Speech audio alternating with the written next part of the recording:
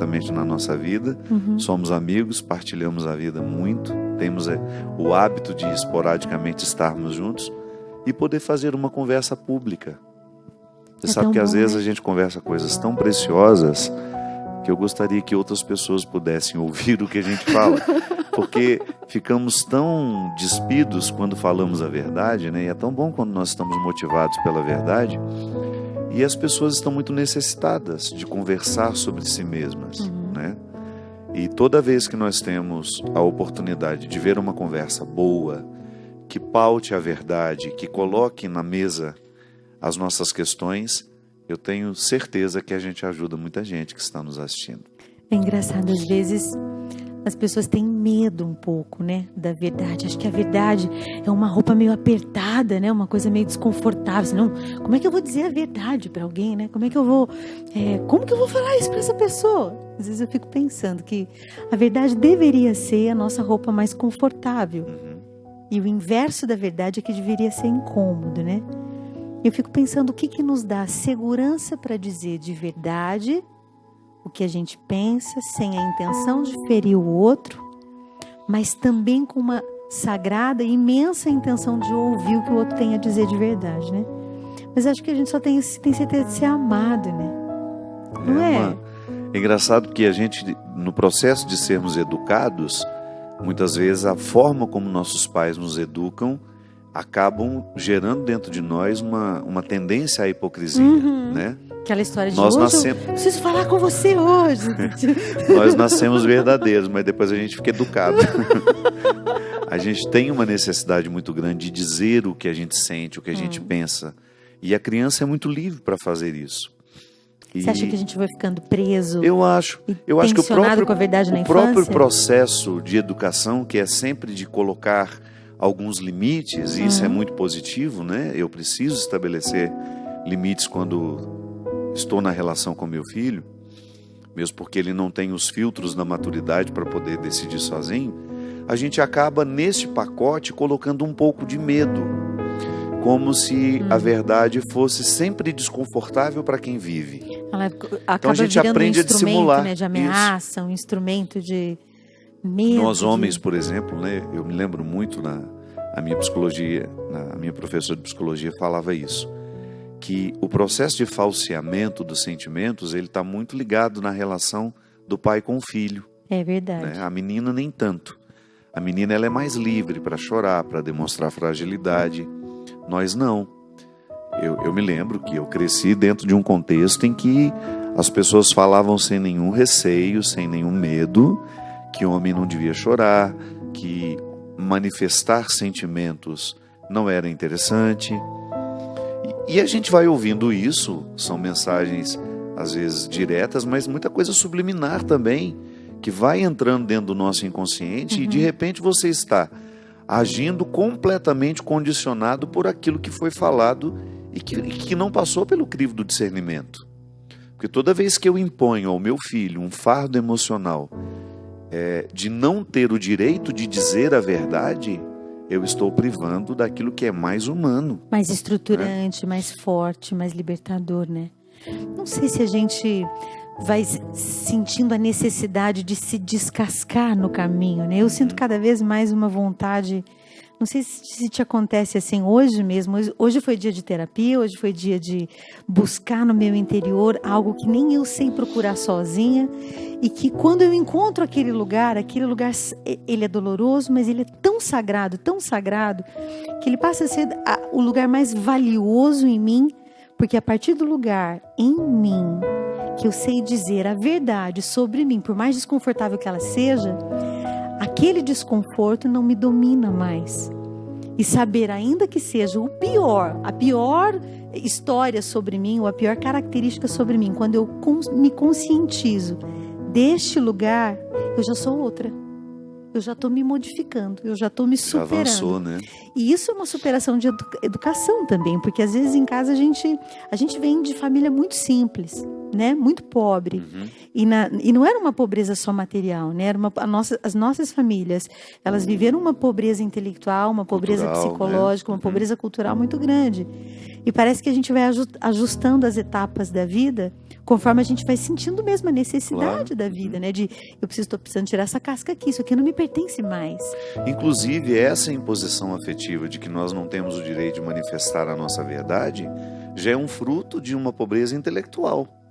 Porque quando nós temos uma experiência positiva, um conhecimento interessante sobre a condição humana, nós jamais vamos fazer isso. Nós jamais vamos impor a alguém que ela não seja verdadeira, que ela não expresse o que ela sente, que ela guarde as suas opiniões, porque não é interessante viver os confrontos, né?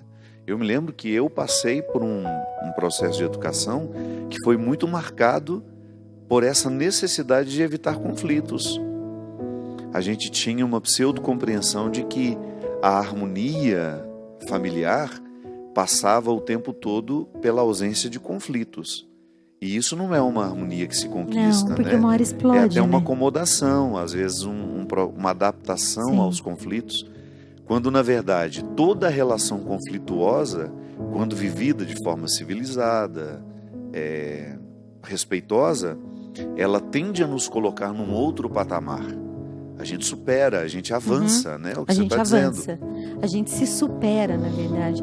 E eu acho que é bem desafiador, assim, a gente compreender que ter diálogos sobre algo que é conflituoso, difícil, não implica discussão, discórdia, litígio, Justamente. não implica coragem, implica humildade, implica, nesse lugar, se abrir para um sopro do Espírito que é muito transformador.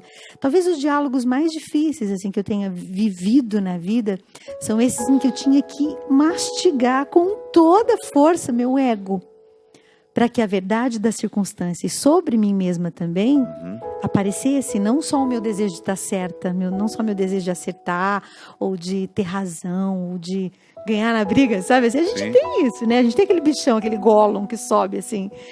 Mas nem sempre a gente foi bem educado emocionalmente para buscar a verdade nas circunstâncias, mas a gente só descansa lá. Claro. Mesmo, é interessante que isso que você dizia, a influência que nós recebemos, seja dos nossos familiares, sejam dos amigos, dos professores, todas as pessoas que tiveram, de alguma forma, acesso ao nosso processo de formação humana, ou nós fomos fortalecidos no nosso eu, que é essa verdade mais original que nós podemos identificar em nós, ou nós fomos fortalecidos no ego, que é justamente essa parte da gente que se alimenta de tudo o que é supérfluo, passageiro, que não é necessário, que é passageiro. Que volta todo dia querendo espaço. Quantas pessoas, por serem inaptas na relação com os filhos, ou até mesmo, não vamos falar só de filhos, toda autoridade afetiva, que é uma oportunidade que eu tenho de ser ouvido por alguém. A autoridade afetiva é isso, né? Alguém me escuta, o que eu digo é importante para aquela pessoa. Então, eu posso fortalecer na pessoa as instâncias do eu, levando a um profundo conhecimento de si mesma. Sim. Um autoconhecimento que vai depois gerar novas experiências de autoconhecimento, porque isso nunca termina. Ou eu vou levar aquela pessoa ao fosso das mentiras do ego. Que quando eu, por exemplo, fico privado de dizer o que realmente quero, eu tenho um risco muito grande de passar a girar, a orbitar em torno das necessidades do meu ego, que nem sempre são justas. Quase nunca. Quase nunca são justas, né? Se a gente identifica o eu, aliás, essa foi a minha grande preocupação com o romance, Por Onde For o Teu Passo, que lá esteja o teu coração, é justamente retirar os excessos que a pessoa construiu ao longo da vida, atendendo às necessidades do ego, que o ego sempre quer visibilidade, o ego quer dinheiro, ele quer poder, ele quer números, ele quer quantidades, e o eu não. O eu sabe muito bem que ele nem tem tempo para gastar tudo que ganha. O eu, ele se alimenta de afetos que são artesanais, não são construídos em série. Você pode observar que as necessidades do eu, elas sempre são minimalistas. Não é Elas muita são coisa. simples, né? Simples. Elas são muito simples. E acho que quando tem a gente sempre tem que ter um esforço, né? Eu imagino, eu não sei como é que é para você, mas para ouvir a voz certa, né? O ego fala todo dia, mas o meu eu mais verdadeiro também é onde, na minha consciência mais profunda, é onde Deus fala. E todo dia tem alguém que pisa num calinho do meu ego. Todo dia tem alguma coisa. Ele se magoa, todo ele dia se ele dá né? algum piti. Mesmo que eu disfarce, né? Que eu tenha aquela cara catolicamente correta, assim, maravilhosa. Mas lá no fundinho, eu sei quando ele se movimenta, ele grita por espaço. Mas não é nele que eu sou feliz, não é sobre ele, não é através desta voz e da obediência a essa voz em mim que eu me realizo como pessoa, que eu tenho segurança para construir o que eu realmente amo.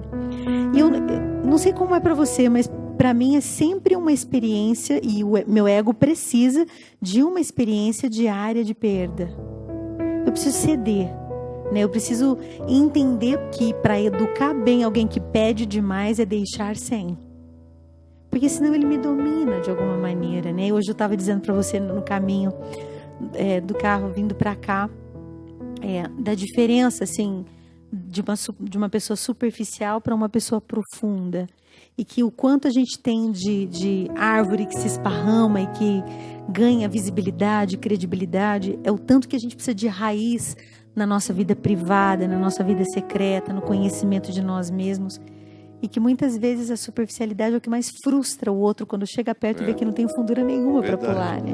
Eu acho que essa frustração é também uma identificação que a gente faz, é o resultado de uma identificação que é muito desconfortável. O que eu alcancei de mim? Porque eu acho que quanto mais velho a gente vai ficando, maior é a nossa pergunta. Mais alta vai ficando essa pergunta. Mais funda e mais alta, é bem isso. O que eu estou achando de tudo isso que eu estou vivendo, né? O que eu estou conseguindo fazer de mim? Eu sempre fico perguntando que tipo de pessoa eu vou apresentar à minha morte. Isso. Quem vai morrer? Quem vai morrer? Como é que eu vou morrer? Eu estava contando para a Ziza na semana passada que eu estou escrevendo um livro, já está pronto na verdade, chama-se A Hora da Essência. E é justamente uma mulher que sabe que vai morrer, mas a mulher que precisa morrer, ela sabe que ela ainda não se tornou.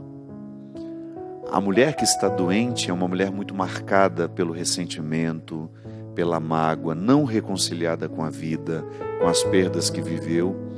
E de repente, aquele momento ali em que ela descobre que está morrendo, faz com que ela se faça uma pergunta que está muito ligada a isso que nós estamos dizendo.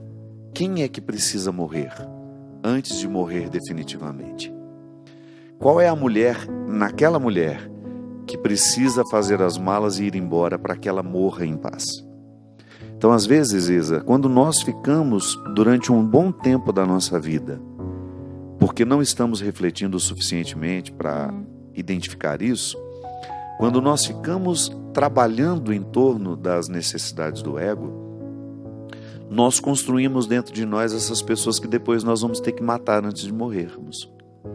Porque senão a gente não apresenta o verdadeiro eu que precisa morrer, que precisa se despedir da vida, que precisa se despedir das pessoas, que precisa dar significado a tudo aquilo que foi construído, né? Porque é um conflito até com a matéria.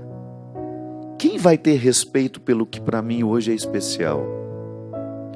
Materialmente falando, morrer é um conflito não só espiritual, é um conflito material também. Quem vai saber valorizar aquela peça que eu levei a minha vida toda, que eu herdei da minha avó, que minha avó herdou da bisavó? Enfim, nós temos uma série de situações com as quais nós vamos precisar estar reconciliados antes de ir embora. Eu acho que por isso que tem essa história da perda num sentido simbólico mesmo, assim, o renunciar mesmo sem perder, sabe? É o ter sem ser apegado, é o soltar antes que aquilo me aprisione. Eu acho que é um lugar muito... nas pequenas coisas, eu não acho que seja só nas grandes, não. Eu acho que nas pequenas coisas a gente vai aprendendo a ser livre, assim. O que me segura, né? Cada fase da vida é uma porta que você fecha de forma definitiva. Todo dia eu fecho portas definitivas. Eu não tenho mais o dia de hoje. E por outro lado, isso também é interessante, porque você pode se reinventar sempre. Sim. A música que você começou cantando, né, fala, meu coração quis um outro caminho, né? Quis outro caminho pro meu coração. Isso é maravilhoso, isso é renascer. Eu quis voar. É a experiência de Jesus com Nicodemos. Nicodemos estava cansado dos caminhos que ele andava até então. E ao encontrar-se com Jesus, ele descobre que aquela espiritualidade que Jesus vivia, ela fomentava ressurreições antes da morte, que são ressurreições diárias que nós precisamos enfrentar. São situações que nós precisamos colocar na ordem do dia. Hoje, o meu coração me pede um novo caminho e respeitosamente eu vou pelo menos considerar. Porque ainda que eu não tenha condições de colocar o meu coração onde está o meu passo, eu preciso pelo menos ter o respeito de ouvi-lo. Aí, ele não vai parar de falar, não. O coração insiste, né? E a gente... A verdade é insistente, ela aquele pinguinho ali, ó. A gente fica indisposto a ouvir-nos, né? A gente fica indisposto a ouvir o que a gente precisa dizer. Mas é porque a gente acha que não ouvir significa que aquilo vai parar de ser falado no interior. Não ouvir a voz interior não significa que ela vai parar de falar. Imagina. A fidelidade clama, né? Ela clama por espaço. Ela clama a alma clama por coerência, porque ela descansa na coerência. Com certeza. A alma humana descansa na coerência do o que está dentro, é o que está fora. É que nem aquela história dos judeus, né? Do mezuzá que tem preso na porta da casa dos judeus. Quando eles chegam em casa, eles tocam o mezuzá e rezam que eu seja aqui dentro quem eu fui lá fora. E quando eles saem, eles tocam de novo o mezuzá, que tem um pedacinho da Torá, né, dentro do mezuzá. Eles tocam no mezuzá de novo e dizem que eu seja lá fora quem eu fui aqui dentro. Né, a alma clama por um descanso. Por uma coerência, descanso, né? É o único descanso. Eu acho que por mais, não importa a magnitude dos bens, sejam materiais, sejam intelectuais, sejam de status dentro de uma paróquia, de uma comunidade ou do trabalho, seja qual for o apego, em algum momento da vida, esse apego, ele vai apertar e a alma humana vai clamar por liberdade, porque ela nasceu para. A alma humana só se realiza fora de si. Isso é Viktor Frankl pura, logoterapia pura, assim. Ela só se realiza se doando, se entregando fora de si. Então, se ela não vive essa entrega, e para viver a entrega tem que soltar. Aí cada um sabe as amarras que precisa soltar, né? Eu tenho as minhas, do tamanho das minhas que eu construí, você tem as tuas, quem está em casa tem as suas, mas a gente precisa estar atento mesmo, né? E entender que em algum momento o Espírito diz, desamarra. Solta. Eu tenho para mim, Ziza, que as nossas doenças da mente, que nós também podemos chamar de espirituais, né? Elas estão muito associadas à nossa ausência de coerência. Com certeza. Que são aquele sentir íntimo, que às vezes nem vira palavra. É um sentir que vai incomodando, onde você tem a nítida percepção de que você não está sendo quem você poderia. Tem alguma coisa descompassada, tá, né? Aqui, ó. As borboletas no estômago, né? Sempre aquela sensação, meu Deus, o que é que eu estou fazendo? E o que eu estou deixando de fazer? O que eu estou fazendo aqui que eu não devia estar aqui? O que eu estou falando aqui que eu não devia falar? Tem alguma... A gente sabe. O que eu estou deixando de fazer? A gente sabe. Eu não acredito que a gente mente a tal ponto pra gente mesmo, ao ponto de acreditar cegamente. Não. A gente não mente a tal ponto pra gente mesmo. A gente sabe quando a gente está sendo desonesto com a gente mesmo.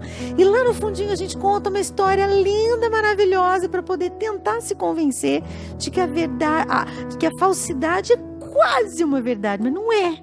Semana passada eu fui ao programa da Fátima Bernardes e a menina maquiadora que me preparou para entrar no ar, lá no Projac, ela me disse uma coisa muito interessante. A gente estava conversando sobre a vida, sobre os conflitos que a gente enfrenta, e ela virou e falou assim, olha, se tem um benefício que eu percebi na idade é que eu continuo não sabendo o que eu quero. Meu Deus do céu. Mas eu sei exatamente o que eu não não quero. Então você pode até não saber exatamente o que você quer, mas o que você não quer você já sabe. E é um começo maravilhoso. E a gente não respeita, né? Você já se respondeu. Você já se respondeu que você não quer aquilo. Você não quer dar continuidade àquele estilo de vida e a gente continua insistindo. Como se nós tivéssemos todo o tempo do mundo. Não temos. Não. Eu lamento informar, nós não temos. A gente perde muito tempo achando que a incoerência vai levar a gente à verdade, né? Ou o bom mocismo, ou essa quase honestidade. A quase honestidade não é honestidade. Não é. E ser honesto é desconfortável, com a gente mesmo. É desconfortável, porque a gente tem que dizer não para muitas coisas que o outro às vezes não gosta de ouvir, ou que a conveniência do caminho não é positivo de alguma maneira assim pra gente. Mas esses dias eu fiz uma coisa muito legal num trabalho determinado, não vou contar o milagre, mas não vou contar o santo. E deu super certo, e apareceu lá no meu Instagram, na internet. Aí uma pessoa me mandou um recadinho assim, bem invejosinho, sabe? Assim, quando você sente aquele espinho, assim, aquela agulha entrar. E aí eu tendi a pensar, não, é coisa da minha cabeça, né? Não, imagina. Não é inveja, não. Aí a vida dá a volta para te mostrar de novo que aquilo sim é inveja, que você está tentando falsear, pintar de bonito aquilo que realmente é feio. E, na verdade, é sempre o medo de não ser amado, né? É sempre o medo de olhar para aquela pessoa e pensar, não acredito que essa pessoa está falando assim para mim. Né? Não é possível que essa pessoa não me ame como eu imaginava. E a pessoa não me amar não significa que eu não seja amável. Eu sou amável, mas por poucas pessoas. Se o Senhor escolheu 12 e um ainda não foi muito bom da cabeça, o que eu tenho que querer tanto, né? E para mim tem sido uma escola. Parece uma coisa tola, parece prepotente o exemplo. Não, mas é doloroso. É sim. É doloroso, né? E ao mesmo requer tempo... uma desconstrução, né? E tem que soltar. Tem. Não, essa pessoa não é quem eu pensava. E tudo bem, deixa ela viver o processo dela. Ela tem o direito de ser quem eu não sou eu, né? quero. Para dizer, você tem que ser assim agora, essa altura da sua vida. Não sou ninguém. Não sou ninguém. Agora, esperar é soltar. É deixar a pessoa ir no tempo dela. E às vezes é doloroso não ter poder sobre o processo do outro. Não ter voz ativa sobre o tempo do outro. E isso diz do meu lugar. E o meu lugar é esse. Que é tão precioso, né, Ziza? Eu acho que a gente ter a percepção de que você está no lugar certo, ainda que você ainda não seja a pessoa certa, ainda que você não tenha... Não estou 100%. Eu não estou 100%, mas eu sei que eu estou no caminho. Isso é muito bom. Eu acho que esse é um conforto espiritual, emocional, e traz uma serenidade para a gente. Traz. Eu percebi que as fases da minha vida em que eu estive mais ansioso foram justamente fases em que eu não tinha certeza do caminho que eu estava. A partir do momento que eu soube que eu estava no caminho certo, uma serenidade me visitou. Continuei tendo problemas, dificuldades, mas todos eles ligados à coerência do caminho que eu escolhi. Porque o grande problema é quando eu começo a viver problemas que não estão coerentes com o caminho que eu escolhi. É porque você sabe que está pagando o preço por uma coisa que você de verdade não quer. E aí você começa a brigar com você mesmo, né? Parece que tem um outro eu dizendo uma coisa que você não acredita, mas está se forçando. Eu acho que a serenidade é um reflexo do início da maturidade, né? Porque a gente sente dor em paz, né? Para mim a serenidade é a dor em paz pela coisa certa. A gente para de brigar, né? A gente para de discutir internamente, brigar secretamente com as pessoas. A gente briga sozinho, né? A gente tá olhando pro fulano com aquela cara catolicamente correta, assim, né? E lá no fundo tá brigando com aquela pessoa. E a serenidade chega para nos dizer, não precisa, né? Não precisa, né? Aceitar não é compactuar, né? Aceitar é um passo de respeito, assim. Acho que esse é um lugar de domínio imenso do ego. O ego nunca é sereno, ele sempre é ansioso, né? Muito. Ele sempre quer tudo para ontem. E quando a gente exige as coisas para ontem, tem uma amiga minha que fala uma coisa maravilhosa. Ziza, sempre troque a pressa pela paz. Troque a pressa pela paz, que dá sempre certo. Meu Deus! Nós vamos para um rápido intervalinho, a conversa está muito boa. Próximo bloco a gente continua aqui conversando com a minha querida amiga Ziza Fernandes. Você me faz capaz quando já